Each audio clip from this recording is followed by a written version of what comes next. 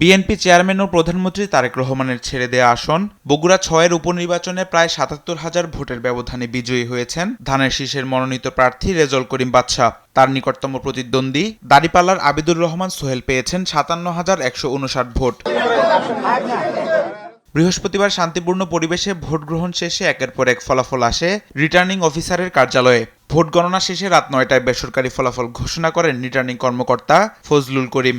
৩ জন প্রার্থীর মধ্যে সর্বোচ্চ ভোট পেয়েছেন জনাব মোহাম্মদ রেজল করিম বাদশা, বাংলাদেশ জাতীয়তাবাদী দল বিএনপি।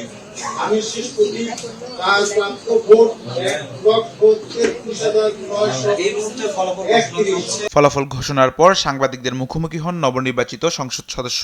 প্রাথমিক প্রতিক্রিয়ায় নির্বাচিত আসনটির প্রধানমন্ত্রী তারেক রহমানকে উৎসর্গ করেন তিনি। প্রতিশ্রুতি দেন বগুড়ায় উন্নয়নের নামে দীর্ঘ বছরের বৈষম্য দূর করে আধুনিক বগুড়া গড়ার।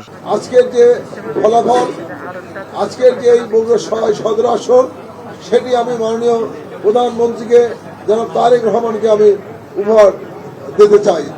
ভিগো ওয়্যার গার্ড প্রয়োজন মতো বাঁকানো যায়, অধিক চাপেও ভাঙে না। ভিগো।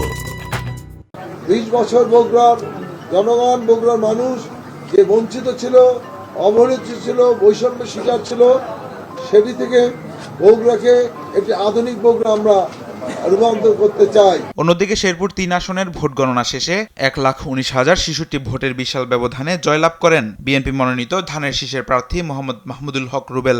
ভোট গণনা শেষে শেরপুর জেলা নির্বাচন অফিসার ও রিটার্নিং অফিসার তাকে বেসরকারিভাবে বিজয়ী ঘোষণা করেন। মোহাম্মদ মাসুদুর রহমান বাংলাদেশ জামায়াতে ইসলামী দাড়িপাল্লা প্রতীক নিয়ে তিনি মোট ভোট পেয়েছেন ৪৭,০৫১ ভোট। মোহাম্মদ মাহমুদুল হক রুবেল বাংলাদেশ জাতীয়তাবাদী দল বিএনপি ধানের শীষ প্রতীক নিয়ে তিনি পেয়েছেন ১,৬৬,১১৭ ভোট। এর আগে ভোট গ্রহণের শেষ পর্যায়ে নির্বাচনে অনিয়মের অভিযোগ তুলে ভোট বর্জনের ঘোষণা দেন জামায়াতের প্রার্থী মাসুদুর রহমান। ব্যালটগুলোতে পূর্ব থেকে তামিম মাহবুব, নিউজ ডেস্ক, দেশ টিভি।